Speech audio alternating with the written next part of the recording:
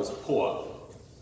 The rich son had no children, while the poor son was blessed with many sons and many daughters.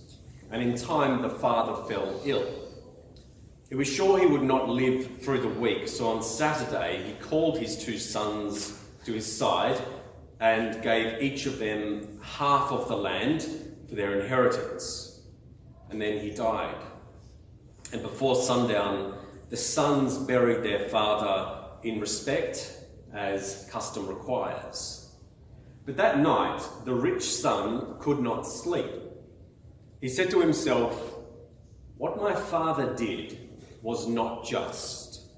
I am rich. My brother is poor. I have bread enough and to spare, while my brother's children eat one day and trust God for the next. I must move the landmark which our father has set in the middle of the land, so that my brother will have the greater share. But he must not see me. If he sees me, he will be shamed. I must arise early in the morning, before it is dawn, and move the landmark." And with that, he fell asleep, and his sleep was secure and peaceful. Meanwhile, the poor brother could not sleep. As he lay restless on his bed, he said to himself, "What my father did was not just. Here I am, surrounded by the joy of many sons and many daughters, while my brother daily faces the shame of having no sons to carry on his name and no daughters to comfort him in his old age. He should have the land of our fathers. Perhaps this will compensate him for his indescribable poverty. But if I give it to him, he will be shamed. I must awake early in the morning, before it is dawn, and move the landmark which our father has set." And with that, he went to sleep, and his sleep was secure and peaceful.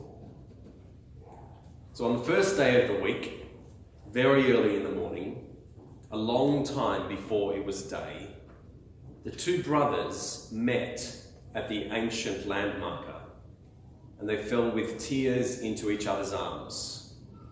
And on that spot was built the city of Jerusalem, that is, the city of peace. I hope that story speaks to you in some way. It's a prose poem / parable written by Kenneth Bailey, who is or was an eminent professor of theology who lived for decades in the Middle East. And I shared it with you because I think it lends insight into one of the unspoken elements in the gospel story, one that Jesus seeks to bring to light and heal, namely that division within the family of the one that he is speaking to. A division which has at its root greed and love of wealth. And the degree to which this man is consumed by greed, it's quite disturbing. So his interjection in this story comes from completely out of left field. Jesus is right in the middle of something, and this voice comes out of nowhere and interrupts. And it's jarring, and it's for such a self-serving purpose. He could have waited for Jesus to finish speaking to the crowd and then approached him and say something like, "Teacher, could you please be mediator for me and my brother as we sort out the inheritance?" But no, he's already got the outcome he wants in mind and wants to use Jesus' authority to achieve his ends. And at what cost?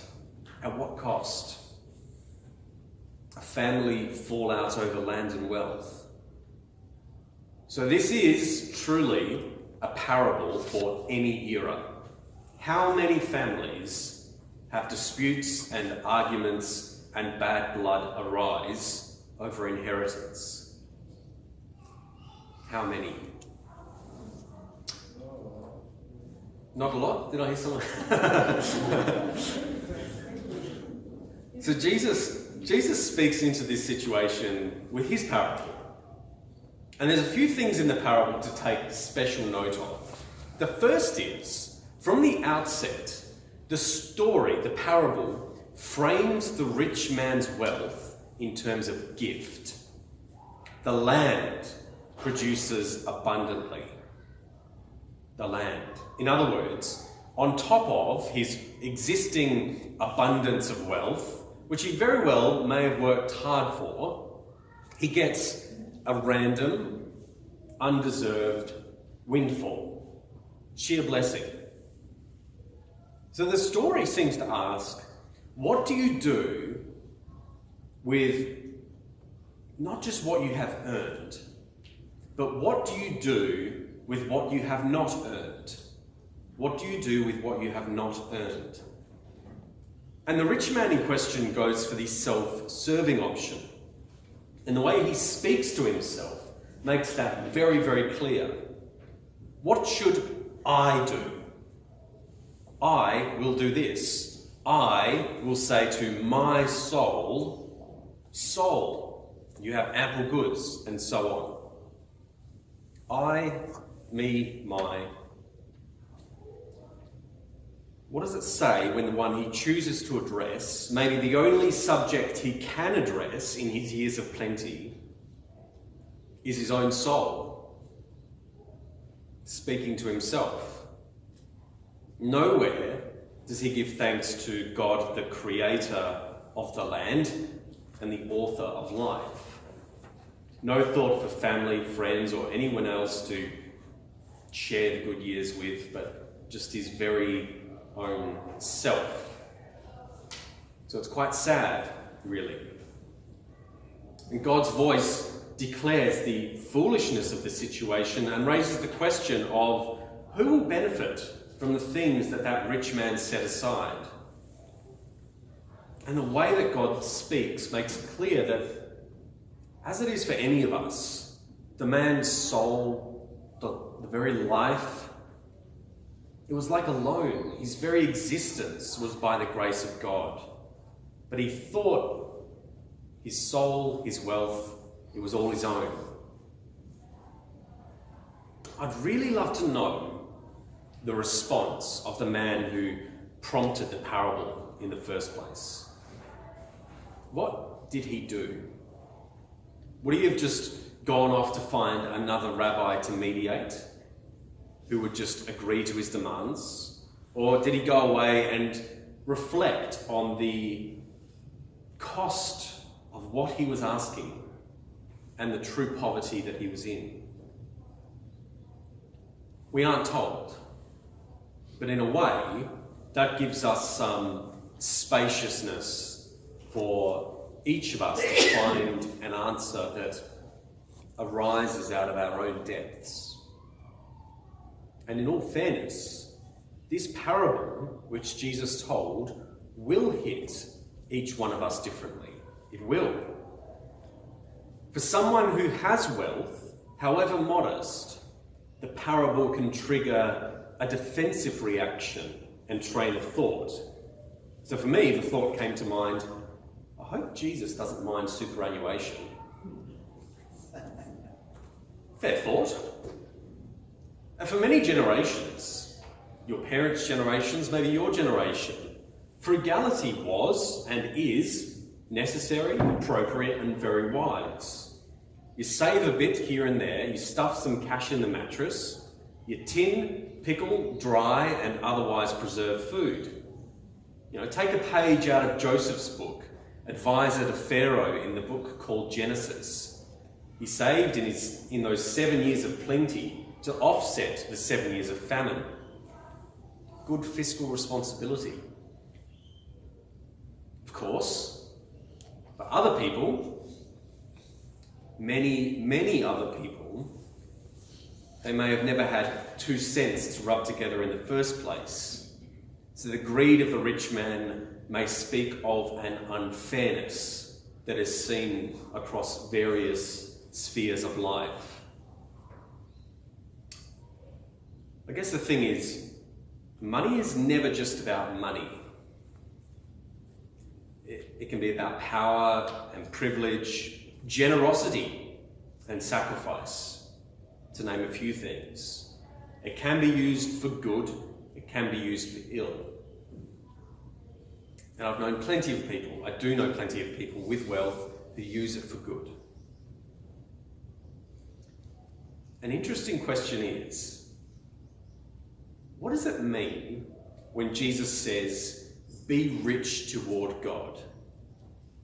Be rich toward God.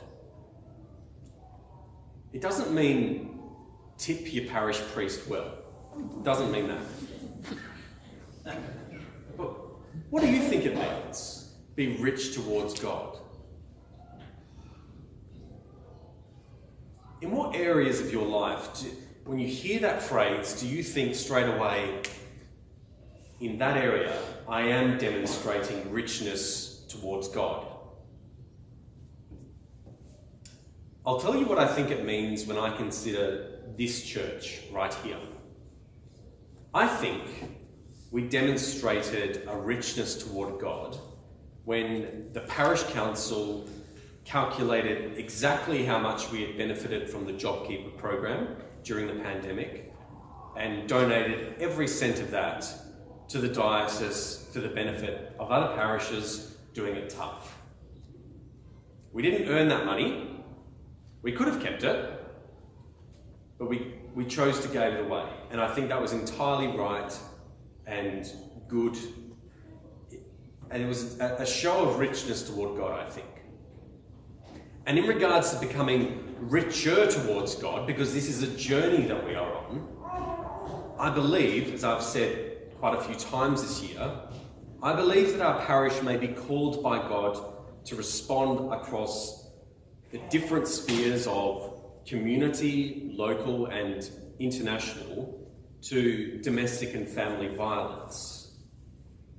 It is an Anglican mark of mission to transform unjust structures of society, to challenge violence of every kind, and pursue peace and reconciliation.